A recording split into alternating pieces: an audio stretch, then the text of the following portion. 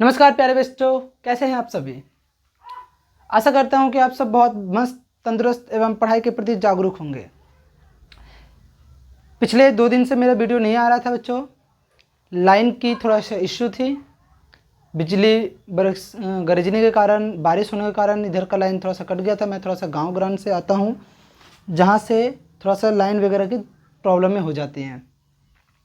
बच्चों अब बेफिक्र हो जाइए, अब प्रतिदिन वीडियो जाएगा और आशा करूंगा मैं एक दिन में ज़्यादा से ज़्यादा वीडियो को अपलोड करूं, ताकि आप लोग का पढ़ाई तीव्र गति से हो सके। बच्चों आज हम लोग क्लास 10th, किस क्लास का वो, क्लास 10th 9th। आप अगर 8th क्लास में हैं तो आप भी पढ़ सकते हैं, अगर आप 7th में हैं तो आप भी पढ़ सकते हैं, कोई दिक्कत नहीं है। हम आज बात कर रहे हैं मैथ की, जहां मैं आपको मैथ का फर्स्ट चैप्टर रियल नंबर पढ़ाने वाला हूं। बच्चों अगर एग्ज़ाम के ओवरव्यू से लिया जाए तो यहाँ से जो क्वेश्चन पूछे जाते हैं एग्ज़ाम में वो ऑब्जेक्टिव टाइप में होता है। टाइप मैं बता देता हूँ, टाइप क्या होगा। ऑब्जेक्टिव होगा, 2 मार्क्स क्वेश्चन होगा। सर क्या इससे हमारा 5 मार्क्स क्वेश्चन आएगा? तो बच्चों याद रखना, इससे हमारा 5 मार्क्स का जो क्वेश्चन होता है ना, वो नहीं आता है। 2 मार्क्स आएगा और आपका 1 मार्क्स का क्वेश्चन आएगा। 1 मार्क्स, इसमें 1 मार्क्स होता है, इसमें 2 मार्क्स होता है। चलिए बच्चों, लेकिन ये चैप्टर हमारे लिए बहुत ज़रूरी है। सबसे हल्का चैप्टर माना जाता है कि क्लास 10th के लिए बहुत ही सबसे हल्का, एकदम हल्का हल्का हल्का हल्का चैप्टर है, जो आप इस तरह समझ सकते हैं। चलिए ध्यान दीजिएगा, आगे बढ़ते हैं हम लोग। बच्चों हम इस चैप्टर में पढ़ेंगे क्या क्या पढ़ना है, तो ध्यान देना बच्चों। हमें इस चैप्टर में क्या पढ़ना है वो हम थोड़ा सा देखते हैं। पहला नंबर में पढ़ना हम लोग अंकों का खेल। अंकों का खेल। सर आप यहाँ पढ़ाने आए या खिलाने आए? बच्चों चिंता नहीं करो, मैं पढ़ाने ही आया हूँ, खिलाऊंगा तो नहीं। लेकिन हाँ, हम लोग अंकों के साथ खेलेंगे, वो बात फिक्स है। चलिए आगे ध्यान देते हैं। आगे हम लोग यहाँ पढ़ेंगे, क्लास 10th में आता है, बहुत इंपॉर्टेंट रहता है, भाग विधि द्वारा यूक्लिड प्रमेय, या फिर हम लोग उसको यूक्लिड विभाजन प्रमेय भी बोलते हैं। विभाजन मतलब भाग होता है, उसको भी बोल सकते हैं। तो लिखिए, बोलते हैं यूक्लिड विभाजन एल्गोरिथम, ऐसा ही होता है शायद, एल्गोरिथम, यूक्लिड विभाजन एल्गोरिथम से मौसा निकालेंगे हम लोग। क्या निकालेंगे बच्चा लोग? मौसा। सर मौसा मतलब कौन? गलत बात बाबू, आप लोग मौसा समझ रहे हैं। यहाँ पर हम लोग मौसा निकालेंगे HCF, जिसको हम लोग कहते हैं हाई कॉमन फैक्टर। इसका फुल फॉर्म क्या होता है बच्चा लोग? High common factor. High common factor. अगर आप लोगों को कहीं डाउट लगे, कुछ पूछना हो तो कमेंट बॉक्स में पूछिए, मैं सबका रिप्लाई दूंगा। चलिए आगे ध्यान देते हैं। आगे हमें पढ़ना है अभाज्य गुणनखंड द्वारा। क्या बोले बाबू? अभाज्य गुणनखंड। अभाज्य गुणनखंड द्वारा HCF और LCM। क्या निकालेंगे बाबू? HCF और LCM। बच्चा लोग यहीं पर क्लास 10 का बच्चा लोग मार खा जाता है और ये नहीं निकाल पाता है। ये टॉपिक सबसे ज़्यादा आपको समझ लीजिए इंपॉर्टेंट है। यहाँ से जो अंकों का खेल आपके नॉलेज के लिए है, अंकों का जो खेल है वो आपके नॉलेज के लिए है, परंतु यूक्लिड विभाजन प्रमेय और अभाज्य गुणनखंड ये आपके एग्जिट चैप्टर का, अर्थात आपके एग्जिटली चैप्टर का क्वेश्चन है। यहाँ से आपका चैप्टर का क्वेश्चन बनेगा। आगे ध्यान दीजिएगा। चौथा नंबर में जो आएगा वो हम लोग पढ़ेंगे परिमेय और अपरिमेय में, अर्थात अपरिमेय को सिद्ध करना सीखेंगे, सिद्ध करेंगे। अपरिमेय को क्या करेंगे बच्चा लोग? सिद्ध करेंगे। और लगभग हम लोग यहाँ पर परिमेय में एक और टॉपिक पढ़ेंगे, परिमेय, जिसको मैं पढ़ाऊंगा। परिमेय में मैं आपको बताऊंगा कि हाँ, शांत अशांत। परिमेय में मैं बताऊंगा आपको शांत और अशांत। तो आप लोग इसको नोट डाउन कर सकते हैं। मैं हमेशा बोलता रहता हूँ कि जब मैं पढ़ाने बैठूँ तो आप लोग कॉपी किताब लेके बैठिए। कोई बात नहीं, अगर आप लोग इसको रिवीजन कर रहे हैं तो आप लोग इसको देख सकते हैं, सीख सकते हैं, समझ सकते हैं और अपनी किताबों के क्वेश्चंस को हल कर सकते हैं। सर आप इस चैप्टर को कितने वीडियो में ख़त्म कीजिएगा? बच्चा लोग ये थोड़ा सा चैप्टर भले यहाँ पर कम होता है, लेकिन यहाँ पर जो चैप्टर्स आते हैं वो 1.1, 1.2, 1.3 और 1.4 तक के क्वेश्चन आ सकते हैं, जो कि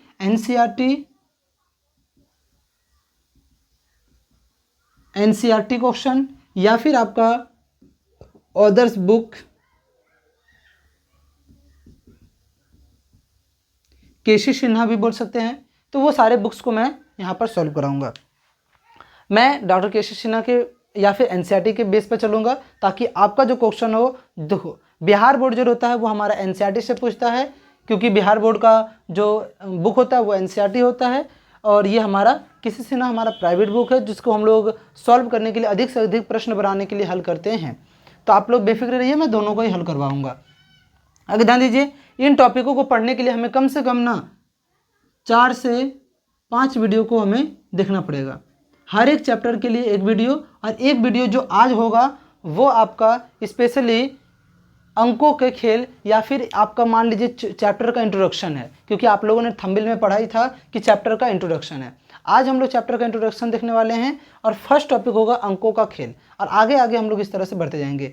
आज बहुत कुछ जानने वाला है, बेसिक से बेसिक चीज़ों को भी जानेंगे आज हम लोग।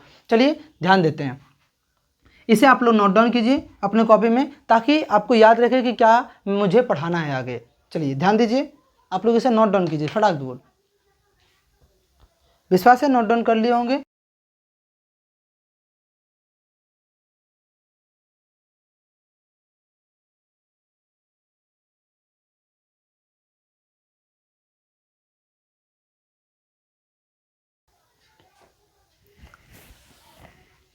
चलिए फर्स्ट टॉपिक है हमारा अंकों का खेल। फर्स्ट टॉपिक क्या है बच्चा लोग? अंकों का खेल। क्या है? अंकों का खेल, अर्थात इसे हम लोग इंग्लिश में बोलें तो एक प्रकार से गेम है, नंबर्स गेम, नंबरों का गेम है। चलिए हम लोग जानते हैं कि नंबर क्या होते हैं, अर्थात अंक मतलब होता है डिजिट, नंबर नहीं बोलेंगे यहाँ पर। नंबर मतलब संख्या, हम लोग नंबर नहीं पढ़े, हम लोग अभी पढ़ रहे हैं अंक अर्थात डिजिट। क्या बोलते हैं इसको? डिजिट्स बोलते हैं। क्या बोलते हैं बच्चा लोग? डिजिट्स बोलते हैं, जो कि छोटे छोटे अंक होते हैं। आप मुझे ये बताइए कि इस दुनिया में कितने डिजिट्स हैं? आप मुझे कमेंट बॉक्स में बताइए कि इस दुनिया में कितने डिजिट्स हैं। सर आप इतना बड़ा हाथ करके क्यों बोल रहे हैं? क्या बहुत डिजिट्स हैं? आप सोचिए थोड़ा सा, बताइए मुझे कमेंट बॉक्स में कि इस दुनिया में कितने डिजिट्स हैं। आप अगर मेरे पूछे अनुसार से जवाब देते हैं तो मैं समझूंगा आपका ज्ञान यहाँ पर थोड़ा सा उच्च लेवल का है। अगर कोई बच्चे जान रहे हैं, इन सभी चीज़ों को जानते हैं, अगर अंकों का खेल उन्हें आता है, तो वो थोड़ा सा स्किप करके आगे से वीडियो को देख सकते हैं। बाकी जिन बच्चों को नहीं आता है वो वीडियो को बारीकी से बिना स्किप किए हुए देखते जाइए, ताकि आपको बारीकी से हर चीज़ समझ में आए। चलिए ध्यान दीजिए, अंकों का खेल क्या देखने वाले हम लोग? अंकों का खेल। ध्यान देना बच्चों लोग, यहाँ पर जो अंक आते हैं ना, वो पूरे अंक होते हैं हमारे 10। सर अभी तो आप बोल रहे थे बहुत, हाँ बाबू बहुत में 10 है। अरे मेरे असल में दुनिया में सबसे अधिक अंकों की जो संख्या है वो 10 है। सर आप गलत पढ़ा रहे हैं, इस दुनिया में 10 अंक नहीं है, लाखों करोड़ों अंक हैं। बच्चा गलत जवाब आपका। अंक नहीं होता है, उसे हम संख्या कहते हैं। उसे हम क्या कहते हैं बच्चा लोग? संख्या कहते हैं। अभी मैं आपको सारा चीज़ बताऊंगा, आप लोग बेफिक्र होकर रहिए। अभी यहाँ पर आप सब्र बांधिए, थोड़ा सब्र कर लो यार, ऐसे ध्यान देना। 0, 1, 2, 3, 4, 5, 6, 7, 8 और 9, ये ही अंक होते हैं बच्चा लोग। ये 10 अंक ही होते हैं दुनिया में। ये 10 अंक के अलावा आप कोई अंक नहीं देखे होंगे। सर 99 भी एक अंक है बच्चा। ये 99 जो है ना, अंकों से मिलके बना है। आप हिंदी पढ़ें? हिंदी मैं क्लास लूँगा अगला हिंदी का, चिंता मत कीजिए। हिंदी में आप पढ़ते हैं क प्लस म, क्या बनता है बाबू? कम। अब ये था अक्षर और ये बन गया शब्द। चलो उसी प्रकार यहाँ पर भी ये जो 9 है ना, ये है अंक, ये भी है अंक। अब ये दोनों अंक जब मिला ना तो बन गया संख्या। क्या बन गया बच्चा लोग? संख्या बन गया। और इस दुनिया में सबसे बड़ा कोई संख्या है तो वो है अनंत, जिसको हम बता नहीं सकते बाबू, बहुत अनंत संख्या है, बहुत ही। चलिए मैं आपको और बताता हूँ।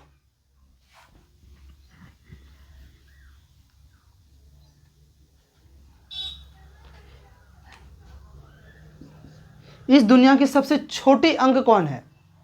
तो याद रखना बच्चा लोग, 0 सबसे छोटा अंक होता है।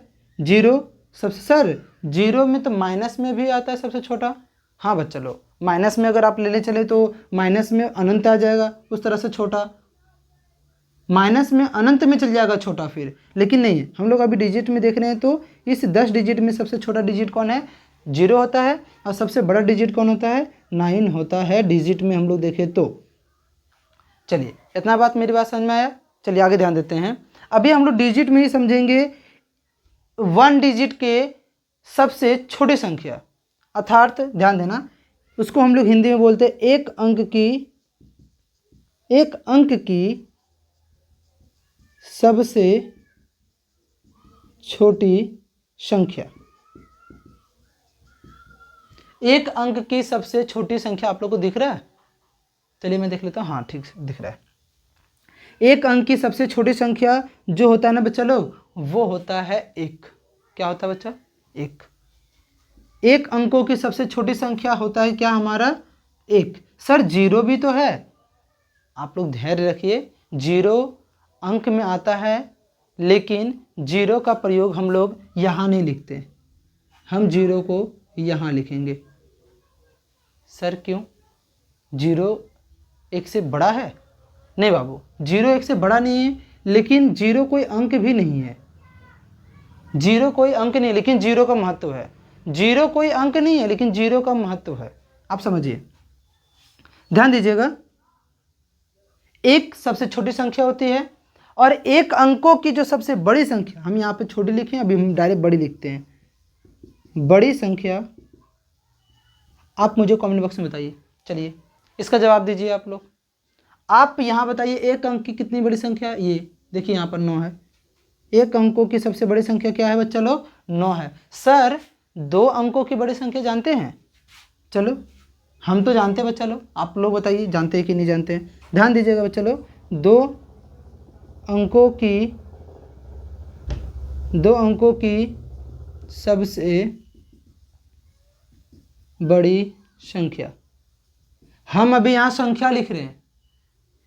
2 अंकों की सबसे बड़ी संख्या, 2 अंक जिसमें कितना अंक हो बच्चा?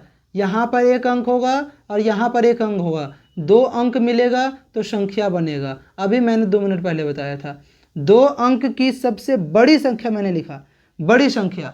सर 2 अंक की सबसे बड़ी संख्या क्या होता है? तो 99।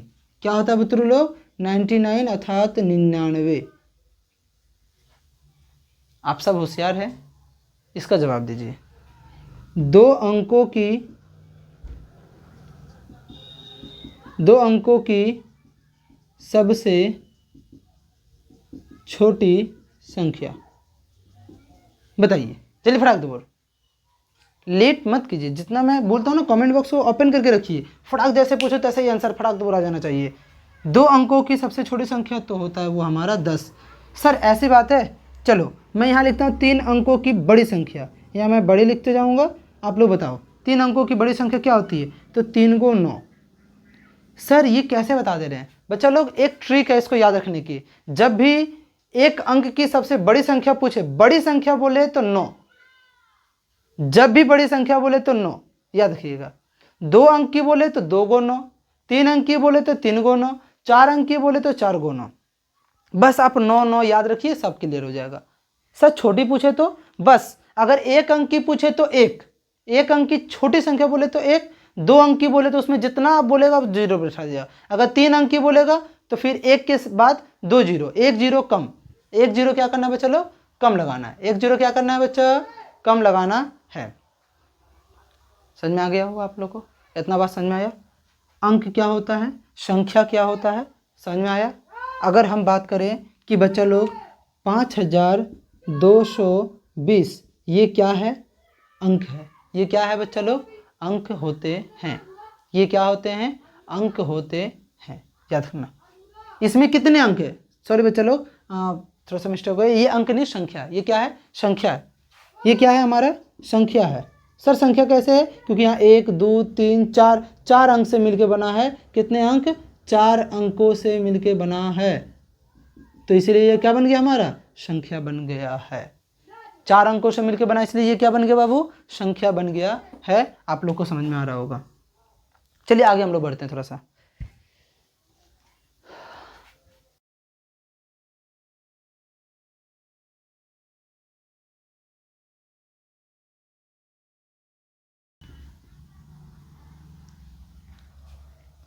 मैं आपको एक और बेसिक नॉलेज देता हूँ, ध्यान दीजिएगा। अगर लिखे हम लोग 1420, ये कोई संख्या है। आप मुझे ये बताइए इसमें सैकड़ा के स्थान पर कौन सा संख्या है? सर आप क्या पूछ दिए? हम लोग तो ये सब नहीं जानते हैं।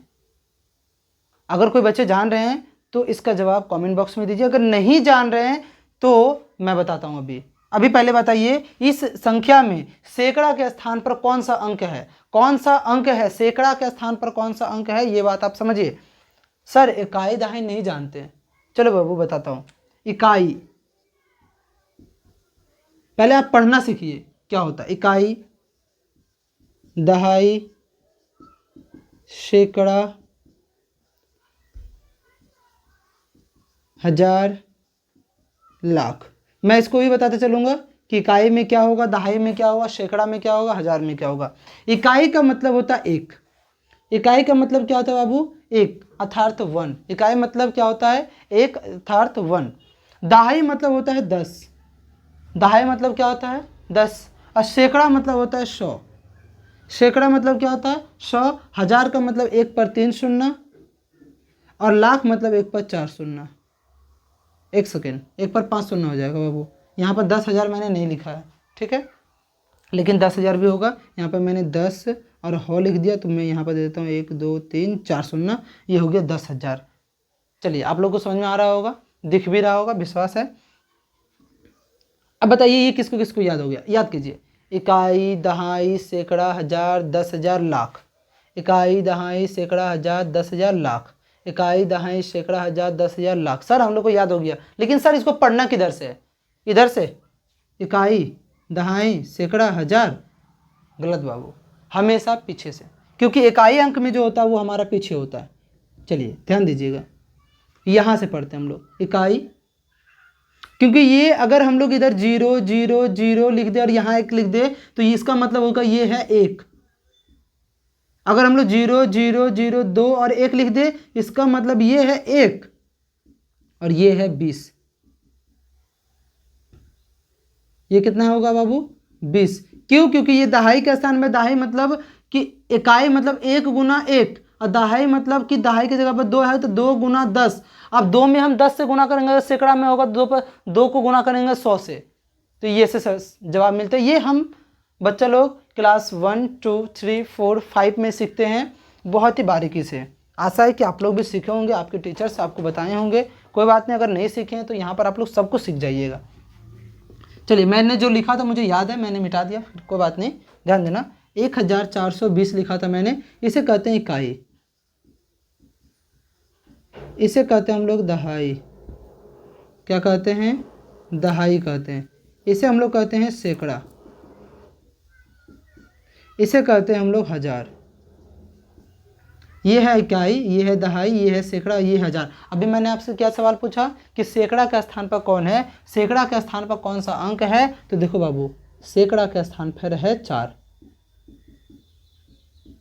सैकड़ा के स्थान पर कौन हो गया बाबू? 4। आप लोग बारीकी से समझ रहे होंगे और इस बात को भी बहुत स्पष्ट से समझ गए होंगे कि सैकड़ा के स्थान पर कौन है? 4 है, और दहाई के स्थान पर 2 है, और इकाई के स्थान पर 0 है, और हजार के स्थान पर 1 है। अगर आपसे ऐसा कभी सवाल पूछ दिया जाए, अगर आपको बच्चों को पढ़ाने बोले, अगर आपको बच्चे को समझाने बोले, तो अब आप समझा पाएंगे उसको भी, और खुद भी इस चीज़ को समझ चुके होंगे, विश्वास है मुझे। चलिए ध्यान दीजिएगा, अभी अंकों का जो चीज़ था वो मैं यहाँ पर ख़त्म करता हूँ, क्योंकि ये इतना नॉलेज काफ़ी है आपके लिए। अगर आपको इससे भी ज़्यादा नॉलेज चाहिए तो मैं इस पर स्पेशलिस्ट एक अंकों का खेल पर एक बहुत बड़ा लंबा एकदम, ताकि एक ही वीडियो में पूरा चीज़ ख़त्म हो जाए, मैं उस पर वीडियो बनाऊंगा। आप लोग कमेंट बॉक्स में बताइएगा तो मैं ज़रूर बनाऊंगा, अन्यथा मैं इसको अभी थोड़ा सा स्किप करता हूँ, क्योंकि अभी आपके लिए इतना ही जानकारी चाहिए। आपको ये समझना था कि अंक क्या होता है। आपको मैंने इकाई दहाई क्यों बताया वो भी मैं आगे बताऊंगा कि इकाई दहाई मैंने क्यों बताया, ठीक है। अभी ये अंक बताना क्यों आवश्यक था वो भी मैं आगे बताऊंगा क्यों आवश्यक है, क्योंकि आगे हम लोग धीरे धीरे सब चीज़ों को समझेंगे। चलिए ध्यान दीजिएगा। अभी मैं इसको मिटाता हूं और हमारा पहला चीज़ स्टार्ट होता है, अर्थात वास्तविक संख्या का पहला रूप स्टार्ट होता है, वास्तविक संख्या का इंट्रोडक्शन स्टार्ट होता है, जहां से हम लोग अब स्टार्ट करेंगे। अभी तक हमारा ये जानकारी था, ये नॉलेज था, बेसिक चीज़ें जिसको हम देख रहे थे। अंकों का खेल यहाँ पर ख़त्म हो जाता है। अभी हम लोग पढ़ेंगे संख्या को।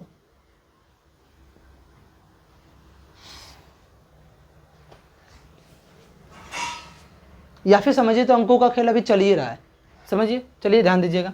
पहला चीज़ है हमारा प्राकृतिक संख्या।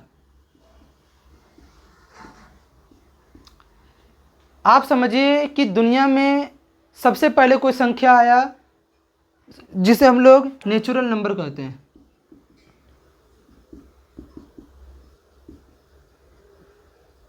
नेचुरल नंबर, इसे हम लोग नेचुरल नंबर कहते हैं। थोड़ा सा ध्यान दीजिए। प्राकृतिक संख्या क्या बोले हम लोग? प्राकृतिक संख्या। प्राकृतिक संख्या किसे कहते हैं? वे संख्या क्यों बोलना है, लंबाई नहीं करना, हमें सटीक जवाब देना है। अर्थात प्राकृतिक संख्या किसे कहते हैं? सिंपल से बोलना है, गिनती की संख्या को। क्या बच्चा लोग? गिनती की संख्या को प्राकृतिक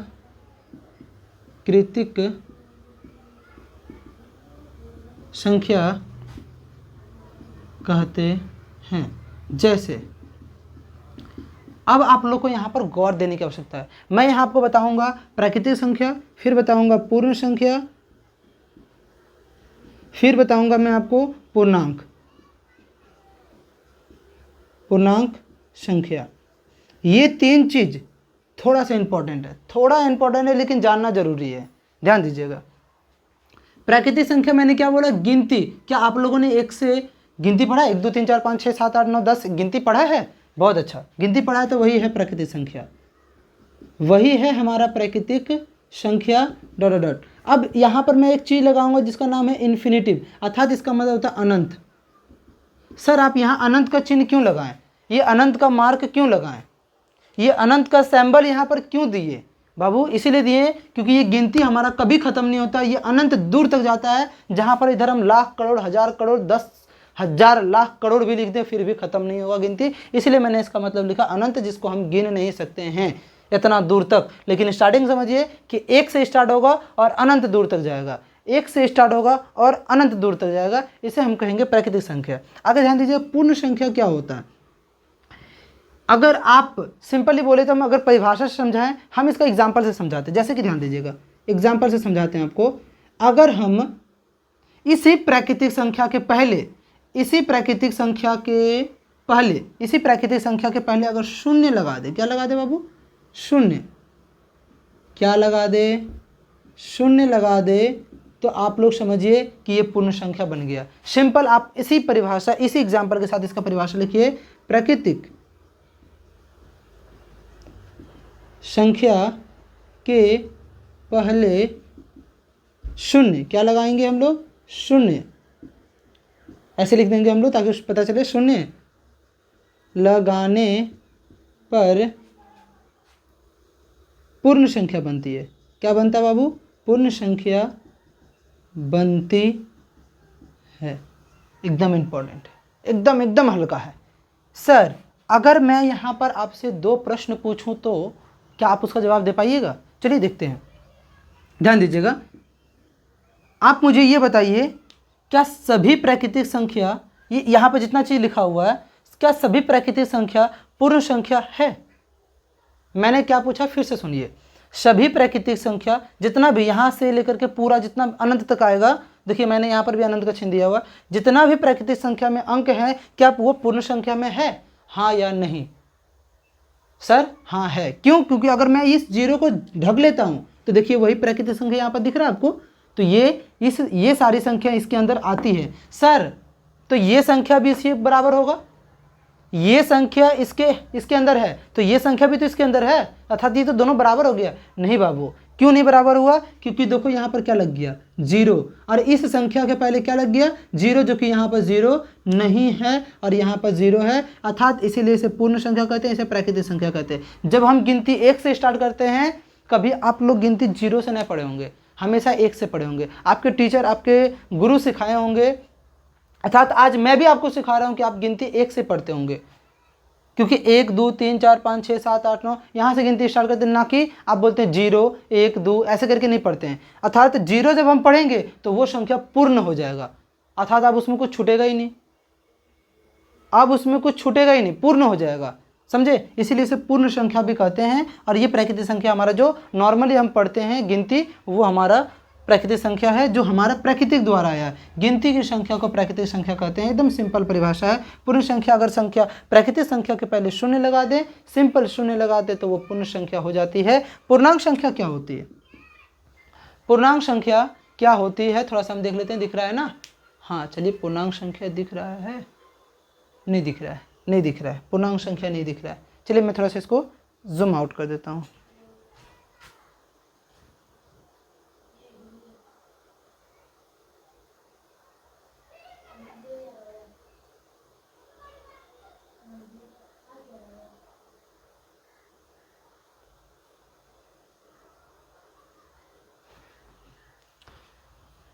चलिए ध्यान दीजिए, मैं इसको मिटा के नीचे लिखता हूँ, या फिर मैं ऊपर में लिखता हूँ पूर्णांक संख्या। ध्यान दीजिएगा, मैं यहाँ लिखता हूँ पूर्णांक संख्या। आप चीज़ों को समझिए, थोड़ा सा कमी है, लेकिन मैं उसे पूर्ण करने की आवश्यकता करता हूँ, क्योंकि आज हम लोग पढ़ रहे हैं मैथ, तो समझ रहे हैं हम बिहारी 100 पे भारी, तो ये तो बोर्ड है, इस पर तो कभी भी भारी हो सकते हैं। चलिए ध्यान दीजिए, पूर्णांक, चीज़ों को जल्दी जल्दी ख़त्म करना है ताकि समय आपके पास बहुत कम रहता है। पूर्णांक संख्या, सर पूर्णांक संख्या क्या है? इसको भी हम लोग एग्जाम्पल से समझेंगे। ध्यान दीजिएगा, जैसे इसमें आएगा minus infinitive dot dot dot -4 -3 -2, एक second, -2 -1 0 1 2 3 4 5 dot dot dot infinitive. एक सेकेंड, इधर हम लिख देते हैं आपको इन्फिनिटिव। चलिए, ये आपको दिख रहा है? पूरी संख्या मैंने लिखा, दिख रहा है आपको? या तक मैंने लिखा, दिख रहा है आपको? चलिए ठीक है, ध्यान दीजिएगा। माइनस इन्फिनिटिव से, या मैं इक्वल का चिन्ह दे देता हूँ, जैसे ध्यान दीजिएगा, ये कुछ माइनस इन्फिनिटिव से लेकर के, अर्थात ऋणात्मक संख्या, यहाँ से यहाँ तक की संख्या को हम क्या कहते हैं? ऋणात्मक।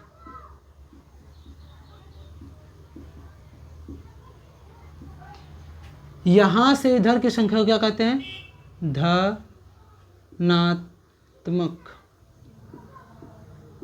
धनात्मक संख्या। इधर ऋणात्मक है, उधर धनात्मक है। जब शून्य मिल गया तो पूर्ण बन गया, आपको पता होगा, अभी मैंने बताया था। अभी क्या बोलना है कि इसका एग्जाम्पल बोलना है ऐसे, ध्यान दीजिए, ऋणात्मक संख्या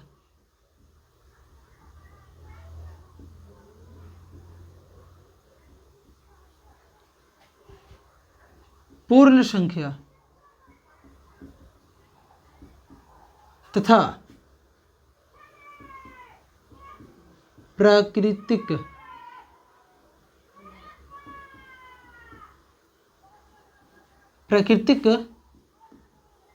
संख्या को पूर्णांक कहते हैं।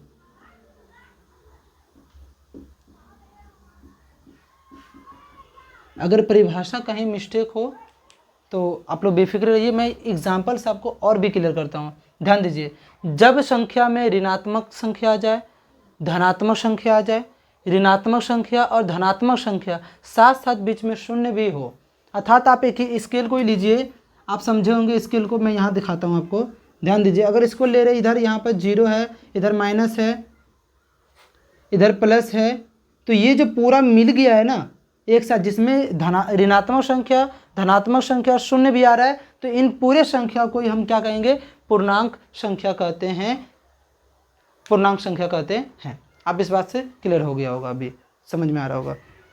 ध्यान दीजिए, फिर से समझिए, ऋणात्मक संख्या और धनात्मक संख्या, वैसी संख्या जिसमें ऋणात्मक व धनात्मक दोनों संख्या हो, ऋणात्मक व धनात्मक दोनों संख्या हो, पूर्णांक संख्या कहलाती है।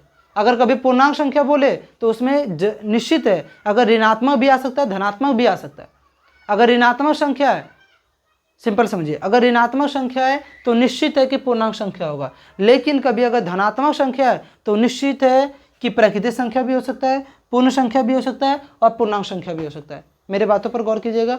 अगर कभी धनात्मक, जैसे कि अगर 4 दे दिया जाए, तो ध्यान दीजिए 4 एक तरह से पूर्णांक भी है,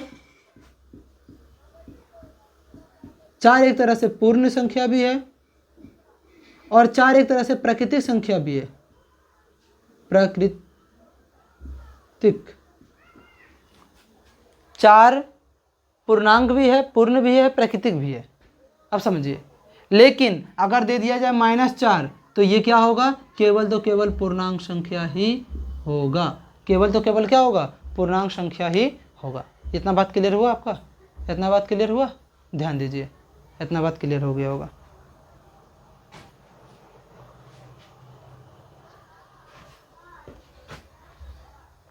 इतनी बात समझ में आई, आगे ध्यान दीजिएगा क्या बता रहे हैं।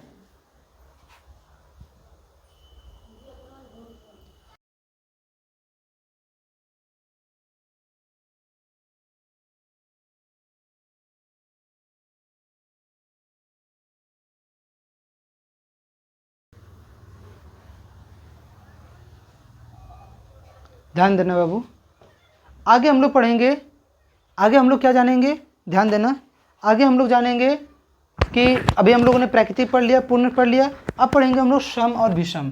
क्या पढ़ेंगे, सम, जिसको इवन नंबर कहते हैं, और पढ़ेंगे हम लोग विषम, विषम जिसको हम लोग कहते हैं ऑड,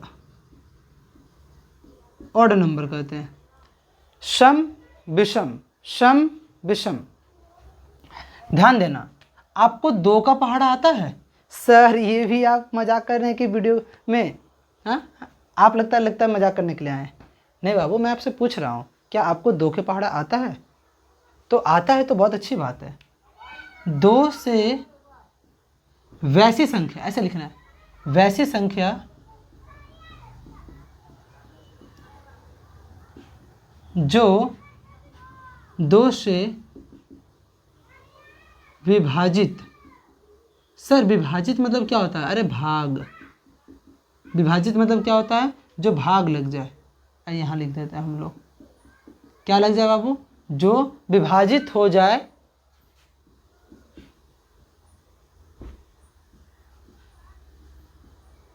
सम संख्या कहलाता है।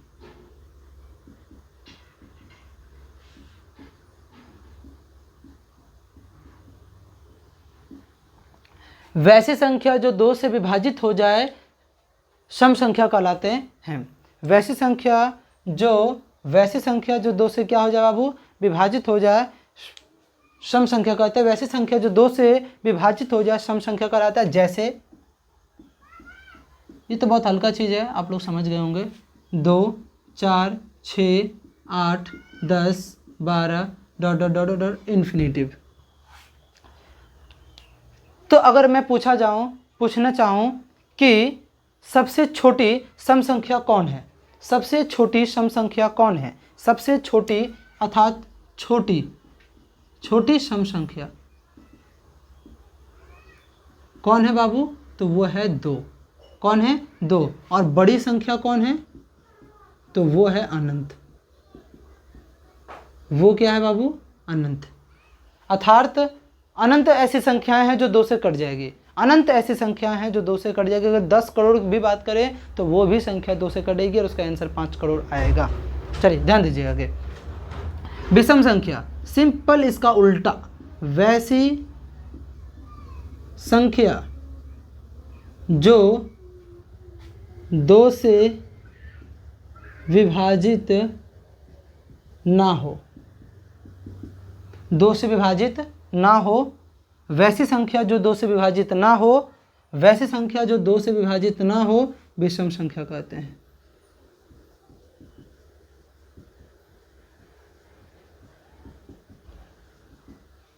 जैसे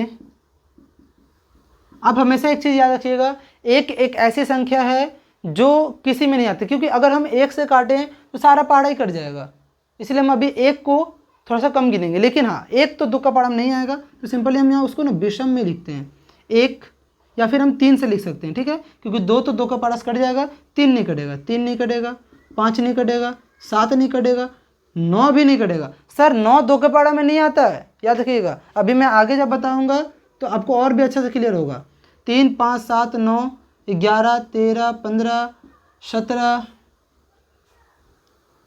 15 17 18 नहीं, 18 कटता है, 18 कटता है बाबू, डॉट इन्फिनिटिव, ठीक है। इन्फिनिटिव मतलब अनंत। अगर मैं पूछूं सबसे छोटी विषम संख्या कौन है, बच्चा लोग देखिए, इसके पहले जो है ना संख्या 1 भी आता है, विषम संख्या में 1 भी आता है। अगर कभी पूछे, आप लोग याद रखिएगा विषम संख्या में कि 1 सबसे छोटी विषम संख्या है। अगर 1 ना हो तो 3 जरूर होगा। सर ये कैसे जवाब दे रहे हैं, 3 जरूर होगा। मैं आपको दोनों ही बात बता रहा हूँ कि 1 भी विषम संख्या के अंतर्गत आता है, लेकिन 1 को लेते नहीं है कभी कभी, तो तब कभी हमारा 3 आ जाता है। तो याद रखिएगा 3 5 7 9 11 विषम संख्या है। सर सबसे बड़ी विषम संख्या कौन है, बड़ी ये है, छोटी बड़ी कौन है, तो बड़ी है हमारा अनंत। ये हमारा क्या आ जाएगा बाबू, अनंत आ जाता है। सर इसको कंफर्म कीजिए कि यहाँ सबसे छोटी विषम संख्या 3 होगा या 1 होगा। अगर मैं 1 को छोड़ के बोलूँ तो 3 होगा, अगर 1 को लेकर बोलूँ तो 1 होगा। आ रहा मेरे बात समझ में। सर 1 होगा कि 3 होगा, अभी आप लोग 3 याद रखिए। सबसे छोटी विषम संख्या कौन होता है, 3 होता है। एक अपवाद में आता है, ये ना तो सम संख्या है, ये ना तो विषम संख्या है।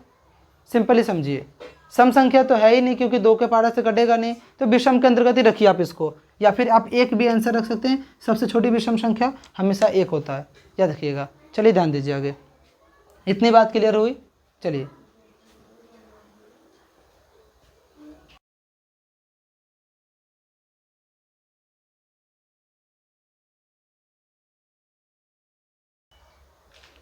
ध्यान दीजिएगा, अभी हम लोग पढ़ेंगे भाज्य अभाज्य। लेकिन मैं आपको भाज्य अभाज्य पढ़ाने से पहले पढ़ाऊंगा एक छोटा सा चीज़ जो क्लास 6 में पढ़ना पड़ता है, विभाज्यता नियम। विभाज्यता नियम, सर ये विभाज्यता नियम क्या होता है? ऐसा कोई भी पहाड़ा, ऐसा कोई भी संख्या आप लिख दीजिए, मैं यहाँ से बैठे बैठे बता सकता हूँ वो 2 का से कटेगा, 3 का से कटेगा, 5 का से कटेगा कि नहीं कटेगा।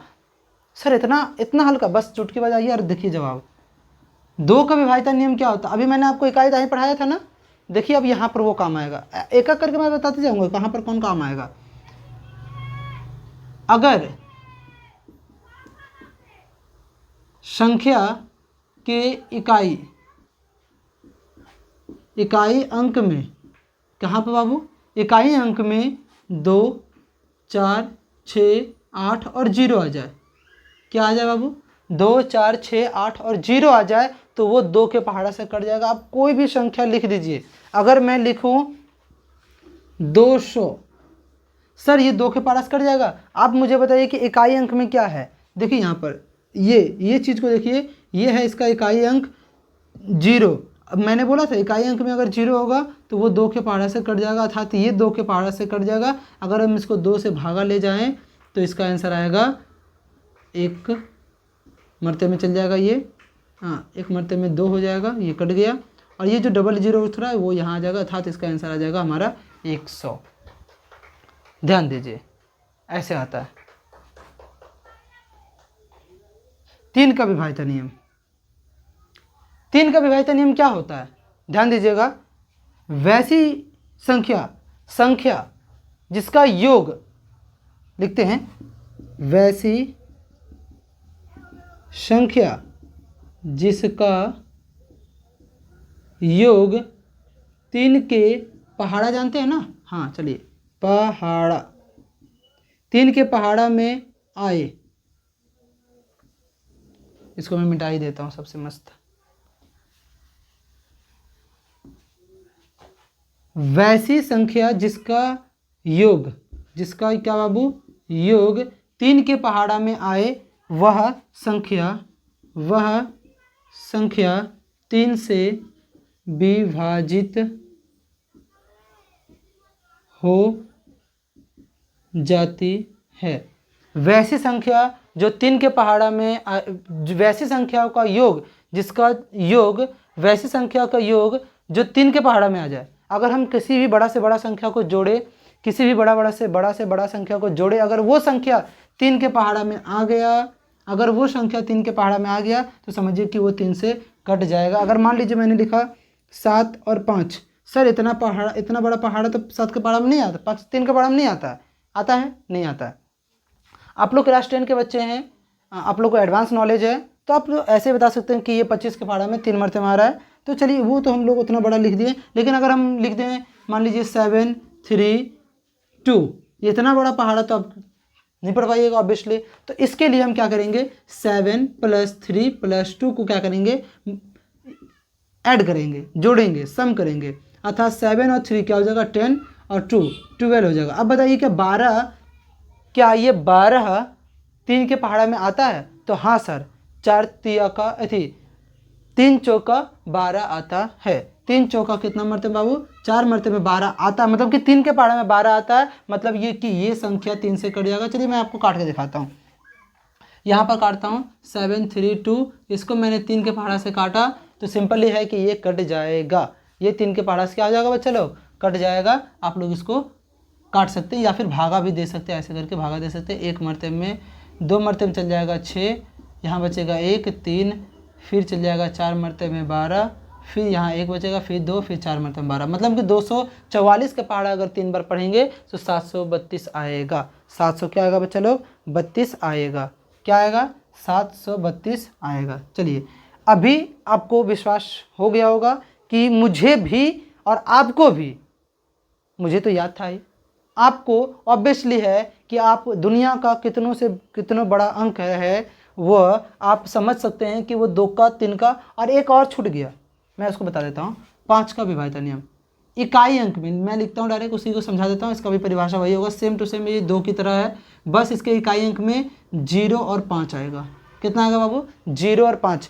किसी भी संख्या के इकाई अंक में 0 और 5 आए, 0 आए और 5 आ जाए तो समझिए कि वह 5 का पहाड़ा से कट जाएगा। अगर आप कोई भी संख्या दुनिया के कितनों से कितना बड़ा संख्या लिख लीजिए, अगर उसके इकाई अंक में 0 है और 5 है, अगर मान लीजिए मैंने 25 लिखा तो 25 के इकाई अंक में देखिए 5 है, ये 5 का पहाड़ा से कट जाएगा। अगर मैंने 225 लिखा, इसके भी इकाई अंक में 5 है, ये भी 5 का कट जाएगा। अगर मैंने 5554 लिखा, लेकिन आप देखिए यहाँ पर, आप इसको ध्यान दीजिए, आप यहाँ पर देखिए कि यहाँ पर अंत में इकाई अंक में क्या आ गया है, 4 आ गया, लेकिन ये नहीं कटेगा। अगर हम यहीं पर इसको काट के इसको कर देते हैं 5050, अगर हम 0 कर दिए तो ये 5 का पहाड़ा से अब कट जाएगा, नॉर्मल ही कट जाएगा। अगर मैं इसको 3 2 1 5 भी लिख दूँ तो ये भी 5 का पहाड़ा से कट जाएगा, एकदम नॉर्मल, एकदम स्मूथली कटेगा। चलिए इतना बात आपको समझ में आ गया होगा विभाज्यता नियम। अभी आगे हम लोग चलते हैं भाज्य अभाज्य की ओर,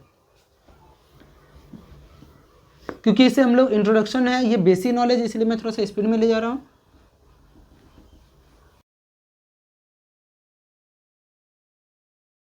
चलिए ध्यान दीजिएगा, भाज्य अभाज्य, भाज्य अभाज्य। अब यहाँ से क्वेश्चन आपका एग्ज़ाम के पैटर्न पर आएगा। बहुत ही गर्मी है बाबू, फिर भी मैं इस गर्मी में आपको पढ़ा रहा हूँ। भाज्य और अभाज्य। अचानक बारिश हो जाने के बाद इतना धूप की हालत पूरा ख़राब है, लेकिन कोई बात नहीं, मैं अग्रसर रहूँगा आपको पढ़ाने के लिए, क्योंकि आपकी पढ़ाई छूटनी नहीं चाहिए। भाज्य और अभाज्य, ध्यान दीजिएगा। भाज्य अगर मैं बोलूं एक को छोड़ दीजिए, अभी मैंने बोला ना एक को हमेशा ही साइड में रखते हैं, एक को हम लोग नहीं लेते हैं, तो हम लिखेंगे वैसी संख्या, वैसी संख्या जो खुद के पहाड़ा से कट जाए, साथ साथ दूसरा से भी कट जाए। मतलब कि अगर मैं आपको हंसी दिलाने वाली बात में बोलूं तो एक ऐसा संख्या या फिर एक ऐसा लड़का मान लीजिए जो खुद के हाथ से तो मार ही सकता है, साथ साथ दूसरे के हाथ से भी मार खा जाता है। सर दूसरे से हाथ से मार खाना गलत बात होता है? पर वो गलत तो होता है। अगर हम दूसरे के हाथ से मार खा रहे हैं मतलब ज़रूर है कि या तो गलती मेरी है या तो सामने वाला ज़ोर ज़बरदस्ती कर रहा है। तो वैसे स्थिति में हमें उसका मुकाबला करना चाहिए, डट कर सामना करना चाहिए, जिस प्रकार से आज हम लोग मैथ का सामना कर रहे हैं। ये भी हमें डराता है क्योंकि मैथ का मतलब ही होता है मेरी आत्मा तुम्हें सताएगी, मेरी आत्मा तुम्हें सताएगी, और इसकी आत्मा आपको सताएगी उसके पहले मैं आपको इसका आत्मा का ही ख़त्म कर दूंगा। चिंता मत कीजिए, चलिए देखिए इसका आत्मा वाला जो चीज़ है ना वो मैं ख़त्म कर दूंगा, इसका आत्मा आप तक पहुँचेगा ही नहीं तो आपको सताएगा कैसे। चलिए ख़त्म करते हैं इसको। ये बहुत शैतान है मैथ हमारा, मैथ जो है हमारा बहुत ही शैतान है। ये जो मैथ शब्द है ना ये बहुत शैतान है, चिंता मत कीजिए। इसका मतलब है मेरी आत्मा तुम्हें सताएगी, हम इसको सताने नहीं देंगे। चलिए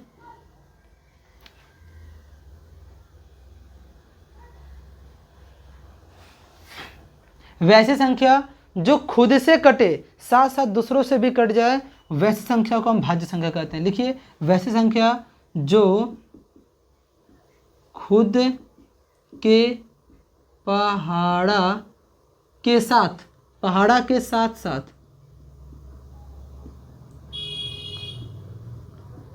दूसरे पहाड़ा से भी कट जाए। किसके पहाड़ा से? दूसरे के पहाड़ा से भी कट जाए, दूसरे के पहाड़ा से भी क्या हो जाए बाबू? कट जाए, भाज्य संख्या कहलाता है। क्या कहलाता है बाबू? भाज्य संख्या कहते हैं। जैसे कि आप एग्जाम्पल समझिएगा, जैसे कि आप ध्यान दीजिए एग्जाम्पल में क्या होगा, ध्यान दीजिए। जैसे आप मुझे ये बताइए, कुछ बच्चे सोच रहे होंगे सर 2 जरूर भाज्य संख्या है। ध्यान दीजिए बच्चा लोग, मैंने यहाँ पर 2 लिखा, ये 2 है। अब बताइए किसके किसके पहाड़ा से कटता है? एक को मैंने छोड़ कर बोला था ना, तो ये एक के पहाड़ा से कट जाएगा, तो मैं एक को यहाँ पर कट कर देता हूँ, एक को छोड़ देता, क्योंकि एक ऐसी संख्या है जो हर दुनिया के जितनों से जितना पहाड़ा क्यों ना सबको काट देगा, इसलिए हम एक को नहीं लेंगे। अभी यहाँ 2 केवल 2 के पहाड़ा जाएगा, ये खुद के पहाड़ा से कटा। अब बताइए 2 किसके पहाड़ा से कटेगा? अब बताइए आप मुझे कि 2 किसके पहाड़ा से कटेगा? 1 और 2 को छोड़ के बताइए, क्योंकि 2 खुद का पहाड़ा और एक को हम नहीं लेंगे। तो समझिए कि 2 खुद के पहाड़ा से कटा, किसी और के पहाड़ा से नहीं। 3 ले लीजिए, 3 भी यहाँ पर 1 से कटा जो कि हम नहीं लेंगे, और 3 खुद के पहाड़ा से कट रहा है, अर्थात ना तो 2 भाज्य संख्या है और ना ही 3 भाज्य संख्या है। तो भाज्य संख्या होगा कौन? तो भाज्य संख्या ध्यान दीजिए आगे, ये 1 के पहाड़ा से कट रहा है तो 1 तो हम लेंगे नहीं, ये 2 के पहाड़ा से भी कट रहा है। देखिए 4 2 के पहाड़ा से कट रहा है और 4 खुद के पहाड़ा से कटा है, मतलब कि 4 1 का से कटा ही जिसको हम नहीं लेंगे, 4 खुद के पहाड़ा से भी कटा, साथ साथ दूसर का पहाड़ा से भी कट जाता है, अर्थात ये है हमारा भाज्य और ये दोनों हमारा भाज्य नहीं है। तो इन दोनों को हम लोग यहाँ से जल्दी भगा देंगे। देखो ऐसे करके फटाफट भगा दिए, वरना ये दुश्मनी हो जाता है यहाँ पर, तो दुश्मनी हम लोग नहीं होने देंगे, इसे फटाफट क्या कर देंगे हम लोग? भगा देंगे। आगे ध्यान दीजिएगा, 4 जो है ये हमारा भाज्य संख्या है, 4 के बाद आ जाएगा हमारा 6, 4 के बाद आ जाएगा हमारा 8 और आ जाएगा 9। सर 9 क्यों है? 9 तो अभी आपने बताया था कि दूसरा में सम विषम है। सब बाबू वहाँ पर सम विषम पढ़ रहे थे हम लोग, सम विषम में 9 एक विषम संख्या है। समझिए 9 देखिए किसके पहाड़ा से कटेगा? 1 से कटा, 3 से कटा, फिर 9 से कटा, अर्थात तो वो खुद के पहाड़ा से भी कट रहा है और 3 के पहाड़ा से भी कट रहा है, इसीलिए हमारा भाज्य संख्या कहलाता है। इसलिए हमारा ये क्या कहलाता है बाबू? भाज्य संख्या कहलाता है। आप लोग ध्यान दीजिए, अभी मैं यहाँ पर कुछ शब्द लिख रहा हूँ, इसको मिटा देता हूँ थोड़ा सा नीचे वाला चीज़, अब ये समझिए। अच्छा ये अनंत तक चल जाएगा, ये कहाँ चल जाएगा? अनंत तक चल जाता है। तो मैं बोलता हूँ सबसे छोटी भाज्य संख्या क्या है? छोटी भाज्य। तो याद रखिएगा बाबू, सबसे छोटी जो भाज्य संख्या होती है वो 4 होती है, अब बड़ी जो होती है वो अनंत होती है। क्या होती है बाबू, अनंत होती है। सर अभाज्य संख्या किसे कहते हैं, जस्ट इसी का उल्टा, सम का उल्टा विषम, विषम का उल्टा सम, भाज्य का उल्टा अभाज्य, अभाज्य का उल्टा भाज्य, सिंपल है। वैसी संख्या जो एक और खुद के पारस कटे, एक और केवल लिखेंगे, केवल खुद के पहाड़ा से कटे, खुद के पहाड़ा से कटे अभाज्य संख्या कहते हैं। मतलब कि एक ऐसा संख्या जो खुद के पहाड़ा से कटेगा और केवल तो केवल एक से कटेगा, एक से और खुद के पहाड़ा से। मतलब कि इस इनका एगो दमदार एकदम लड़का है, एकदम होशियार है, तंदुरुस्त है, शक्तिमान है, समझ लीजिए, जो खुद के हाथ से एक झाप मार सकता है, लेकिन अगर दूसर का कोई मार सकता है, नहीं मार सकता। जिसको दूसर का देखिएगा, अबे भाई एकरा से नहीं लड़ना है, देख लो इसको, इससे नहीं लड़ना है, अगर लड़े तो समझो फिर हमारे हड्डी पसले गए हो, तो ऐसा समझो आप, ठीक है। तो यहाँ पर जो संख्या आएगी, जैसे कि एग्जाम्पल में जो आएगा आपका एक आ जाएगा, एक भी अभाज्य संख्या है, ठीक है। 3 आ जाएगा, एक सेकेंड, 3 के पहले भी संख्या थी, 2 आ जाएगा, 3 आ जाएगा, क्योंकि 2 केवल खुद के पारस करता है और 1 से करता है। सर सबसे छोटी अभाज्य संख्या क्या है, तो सबसे छोटी अभाज्य संख्या यहाँ पर 2 होगा, याद रखिएगा, 1 नहीं बोलेंगे यहाँ पर 2 बोलेंगे। सबसे छोटी अभाज्य संख्या क्या होती है बाबू, 2। और सबसे बड़ी अभाज्य संख्या, तो याद रखिएगा हमेशा ही सबसे बड़ी अभाज्य जो संख्या होती है वो अनंत होती है। हर संख्या में यहाँ पर ये अनंत दूर तक जाएगा, छोटी तो हमें पता है लेकिन बड़ी नहीं पता होता, ठीक है। 3 हो जाएगा, 5 हो जाएगा, 7 हो जाएगा। सर अभी हम यहाँ 9 लिखने वाले थे, लेकिन गलती मत कर देना आप लोग, 9 नहीं होगा, बल्कि ये हो जाएगा 11 और हो जाएगा 13, 15, 17, ऐसा कुछ डॉट इन्फिनिटी तक। सर आप मुझे कुछ और बातें बताइए। चलिए मैं आपको और एडवांस बातें बताता हूँ, ध्यान दीजिएगा, थोड़ा सा ध्यान दीजिएगा।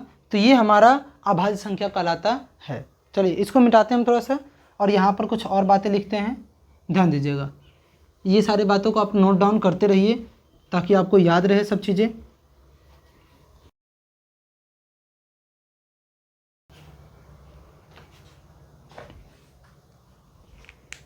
आगे ध्यान दीजिए, मैं आपसे पूछता हूं कि एक से 50 तक के बीच में कितनी अभाज्य संख्या है। आप लोग जल्दी मुझे काउंट करके बताइए। चलिए मैं आपके साथ काउंट करता हूं, ध्यान दीजिएगा। 2, 3 गिनते हैं, 2, 3, 5, 7, 11, 13, कितना हुआ 13, फिर हो जाएगा हमारा 17, 19, सर 21 होगा, नहीं 21 नहीं होगा, हो जाएगा 23, फिर हो जाएगा हमारा 29, कितना हुआ इधर 10 और 1 11 हो गया, 29 के बाद आ जाएगा 31 के बाद आ जाएगा हमारा 31 के बाद आ जाएगा 33, नहीं 33 नहीं होगा, 33 11 का पारा में करता है इसलिए नहीं आएगा, 33 नहीं आएगा। फिर आ जाएगा हमारा 37, फिर आ जाएगा हमारा 41 और फिर आ जाएगा हमारा 47, अर्थात ये टोटल हो गया कितना हमारा 15 गो। कितना हो गया बाबू 15 गो। जो हमारा 15 गो संख्या होता है वो हमारा क्या होता है, अर्थात 1 से लेकर के 50 के बीच में। आप देखिए मैं इधर लिख भी देता हूँ, 2, 3, 5, 7, 9 नहीं, 11, 13, 15 नहीं, 19, 21 भी नहीं, 23 हो गया, फिर हो गया हमारा 29, 31, 33 नहीं होगा, 34 नहीं होगा, 35 नहीं होगा, 36 नहीं होगा, 37, फिर हो जाएगा 39 नहीं होगा, 40 नहीं होगा, 41 हो जाएगा, फिर 41 के बाद हो जाएगा हमारा 43 हो जाएगा, मैंने 43 शायद नहीं बोला था, 43 हो जाएगा, 43 के बाद आ जाएगा हमारा 47, बस 47 के बाद 48 करता है, 49 भी करता है, 50 करता है। ध्यान दीजिए 1, 2, 3, 4, 5, 6, 7, 8, 9, 10, 11, 12, 13, 14, याद रखिएगा बाबू 14 को होते हैं, ठीक है। 1 से 50 तक में कितनी संख्याएं अभाज्य हैं 14, और 1 से लेकर के 50 नहीं 100 के बीच में कितनी अभाज्य संख्या हैं तो आप लोग गिन लीजिएगा, मुझे याद है ये 25 अभाज्य संख्याएं होती है। 1 से लेकर के 100 के बीच में कितनी अभाज्य संख्याएं होती हैं? तो 1 से लेकर के 100 के बीच में टोटल 25 अभाज्य संख्याएं होती हैं और 1 से लेकर के 50 तक में 14 गो अभाज्य संख्या होती है।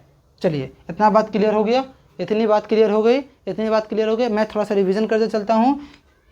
अब मुझे बताइए 1 2 3 4 5 डॉट इन संख्या को क्या कहते हैं बाबू? इन संख्या को क्या कहते हैं? अब मुझे जल्दी बताइए सर। इन संख्या को हम लोग कहते हैं प्राकृतिक संख्या। क्या कहते हैं बाबू? प्राकृतिक संख्या कहते हैं। क्या कहते हैं बाबू? प्राकृतिक संख्या कहते हैं। सर इसके पहले जब 0 लगा देंगे तो ये जो संख्या बनेगा ये बनेगा पूर्ण संख्या। ये क्या बनेगा बाबू?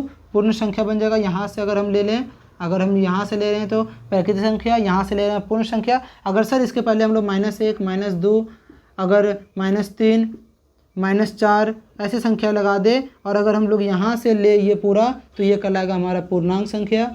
ये क्या कहलाएगा बाबू?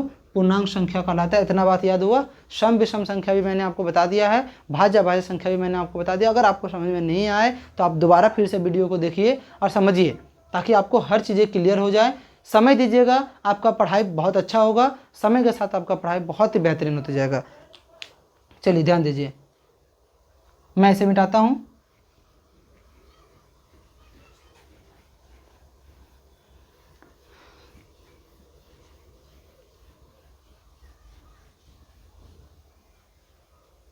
आगे ध्यान दीजिएगा। आगे हम लोग जानेंगे भाज्य अभाज्य, हम लोगों ने पढ़ लिया। अब हम लोग जानते हैं स अभाज्य संख्या। अभाज्य के बाद हम लोग जानेंगे स अभाज्य संख्या। स अभाज्य संख्या। सर स अभाज्य संख्या किसे कहते हैं बाबू? वैसा अभाज्य संख्या जिनका मौसा, जिनका क्या हो? मौसा हमेशा 1 हो, लेकिन उनके बीच लगातार 2 संख्याओं का मौसा जब 1 होगा तब समझना। लगातार 2 अभाज्य, सिंपल सवाल रही है कि लगातार 2 अभाज्य, हम इसका उत्तर लिखेंगे लगातार। लगातार 2 अभाज्य संख्या का योग। लगातार 2 अभाज्य संख्याओं का मौसा, लगातार 2 अभाज्य संख्याओं का मौसा 1 हो। क्या हो बाबू? 1 हो, सभाज्य संख्या कहलाएगा। जैसे लगातार क्या है? 3 और 5, जिसके बीच का गैपिंग 1 हो। 3 और 5 के बीच में 4, एक ही संख्या आता है, एक ही अंक आएगा, एक ही डिजिट आता है। 3 और 5 के बीच में हमारा एक ही अंक आता है, इसलिए 3 और 5 क्या है? हमारा सअभाज्य संख्या कहलाएंगे। ध्यान दीजिए, ये हमारा पहला संख्या हो गया। और क्या हो जाएगा अभाज्य संख्या में? और आप हमको बताइए कि और क्या होगा सर अभाज्य संख्या में? 11 13 और क्या आएगा बाबू? और आ जाएगा हमारा, और आप लोग सोचिए क्या आ जाएगा? सअभाज्य संख्या में 11 और 5 आएगा, 11 और 13 आएगा। ऐसी ही संख्याएं आएंगी 2 और 1 सेकेंड 3 और 5 लिख दिए थे हम लोग, 3 5 लिख दिए थे। चलिए 3 और क्या आ गई? 5। हमारा बोले तो हमारा 2 और 3 भी आ जाएगा, 2 और 3 भी हो जाएगा। इनके बीच में गैपिंग नहीं है, लेकिन इनका मौसा क्या आता है बाबू? 1 आता है, इसीलिए ये भी हमारा संख्या हो जाएगा। चलिए ये बात क्लियर हुआ। अभी और भी मैं एग्जांपल सोचता हूँ, थोड़ा सा आप लोग भी थोड़ा सा सोचिए। 2 3 हो गया।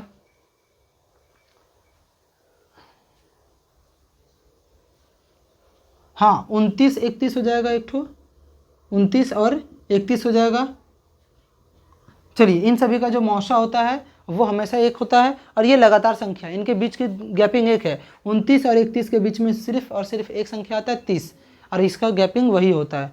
ध्यान दीजिएगा, इतना बात आप लोगों को समझ में आ गया होगा। सअभाज्य संख्या हम लोगों ने समझ लिया। सअभाज्य संख्या ऐसी 2 लगातार संख्या जिनका मौसा हमेशा 1 होता है, सअभाज्य संख्या कहलाता है। अभी हम लोग समझेंगे परिमेय अपरिमेय। ध्यान दीजिएगा, परिमेय और अपरिमेय।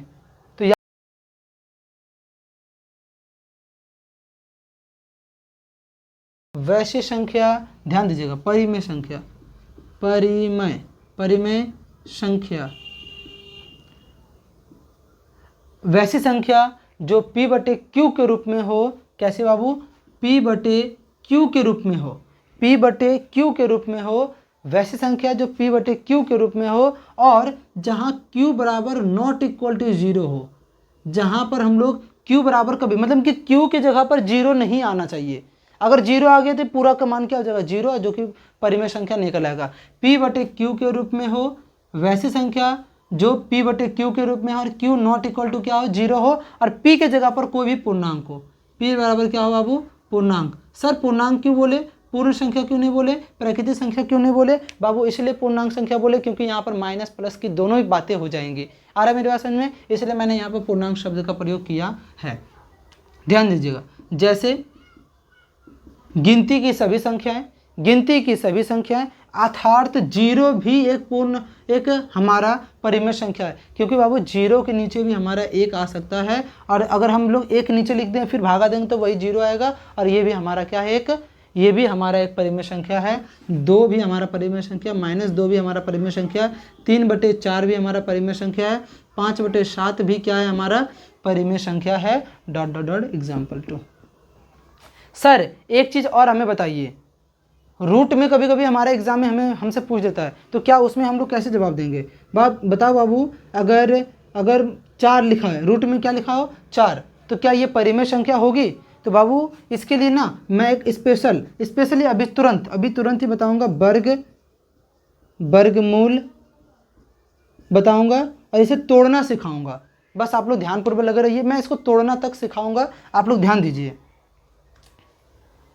चलिए अभी मैं इसको बता देता हूँ कि ये एक परिमेय संख्या, क्योंकि √4 का जो वर्ग होता है, √4 का जो वर्गमूल होता है हमारा वो होता है 2 होता है, √4 का वर्गमूल हमारा 2 होता है, याद रखिएगा। √4 का वर्गमूल कितना होता है बाबू, 2 होता है। ये कैसे होता है मैं थोड़ा सा इंट्रोडक्शन आपको दे देता हूँ।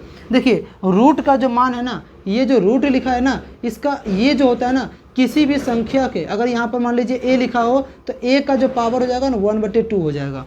a का पावर क्या हो जाएगा बाबू, 1/2 हो जाएगा। और हम 4 को लिख सकते हैं 2 का पावर 2, 2 का पावर 2, और इसका पावर क्या हो जाएगा, रूट है तो 1/2 हो जाएगा। अब इसके बीच में आपको पता होगा कि इसके बीच में जब a का पावर m और उसके पावर n रहे तो हमेशा क्या होता है, a का पावर m गुना n होता है। अब ध्यान दीजिए, अगर 2 करें, 2 गुना 1/2 करें तो 2 से 2 कट जाएगा, और यहाँ 2 का पावर कितना आ जाएगा, 1 आ जाएगा, और बराबर चूंकि 2 हो जाएगा, इसीलिए ये टूट के बाहर निकल जाता है 2।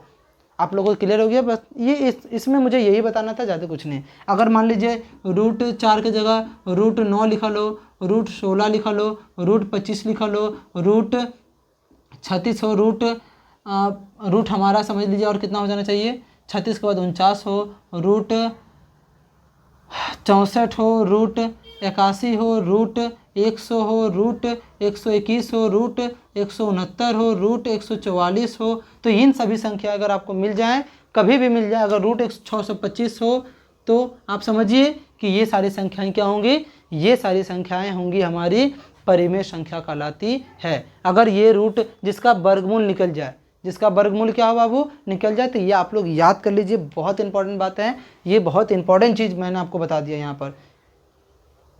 निश्चित है इससे क्वेश्चन बहुत पूछा जाता है बाबू, ठीक है। आपको कैसे दे देगा, मैं अभी आपको क्वेश्चन बताता हूँ कैसे देगा। एक सेकेंड आप लोग रुकिएगा, मैं आपको क्वेश्चन बताता हूँ, ध्यान देना बाबू। रूट मान लीजिए 25/√49 ऐसा दे दिया और बोलेगा कि बताइए ये परिमेय है कि अपरिमेय। तो बाबू कोई बच्चा क्या होता है ना, रूट को देखता है और बोल देता है अपरिमेय। क्यों ये अपरिमेय होता है, क्योंकि मैं लिख देता हूँ अपरिमेय की परिभाषा, अपरिमेय संख्या वैसी संख्या जिसे p/q के रूप में ना लिखा जा सके, वैसी संख्या जो p/q के रूप में ना हो, p/q के रूप में क्या हो बाबू, ना हो, ठीक है। जो वैसी संख्या जो p/q के रूप में ना हो वो हमेशा ही क्या कहलाएगा, हमारा अपरिमेय संख्या कहलाता है। कहीं पर भी आपको रूट मिल जाए, कहीं पर भी आपको अगर 1 3 1 1 3 1 1 1 3 ऐसी संख्या, मतलब ... ऐसी संख्या मिल जाए तो ये हमारा अपरिमेय संख्या कहलाता है। ये हमारा क्या कहलाता है बाबू, अपरिमेय संख्या कहलाता है। ध्यान दीजिएगा, ऐसा ... मिले तभी समझिएगा ये अपरिमेय संख्या है, ऐसे नहीं समझिएगा। ध्यान दीजिएगा, ये जो संख्या है इसका वर्गमूल आ जाएगा 5, इसका वर्गमूल आ जाएगा 7, और जो कि देखिए 5/7 हमारा क्या हो गया, परिमेय संख्या हो गया। अपरिमेय संख्या आपको बिल्कुल ही समझ में आ गया होगा और परिमेय संख्या भी आपको समझ में आ गया। आगे ध्यान दीजिएगा, अपरिमेय संख्या में मैं थोड़ा सा और आपको बताता हूँ। अगर रूट दिया हो √2, अगर दिया हो √3, अगर दिया हो √5, अगर दिया हो √7, तो ये अपरिमेय संख्या कहलाती है। ये क्या कहलाती है बाबू? अपरिमेय संख्या कहलाती है। ये क्या कहलाती है? अपरिमेय संख्या कहलाती है। विश्वास है कि आपको आज का क्लास बहुत अच्छा लगा होगा और आप लोगों ने आते ही वीडियो को लाइक, शेयर व अपने दोस्तों के सामने इस हमारे चैनल के साथ आप जुड़ गए होंगे। चलिए, इतना देरी तक आपका रहने के लिए बहुत बहुत शुक्रिया। आप लोगों ने मेरी वीडियो को देखा, समझा। मुझे विश्वास है कि आपको आज के इस वीडियो से बहुत ही सीख मिला होगा। अपरिमेय संख्या मैंने बता दिया, बहुत सारी चीज़ों को मैंने समझा दिया। विश्वास है कि आपको बहुत अच्छा समझ में आया होगा। आप लोग समझे और जाने, समझे। आपको आज का दिन के लिए धन्यवाद।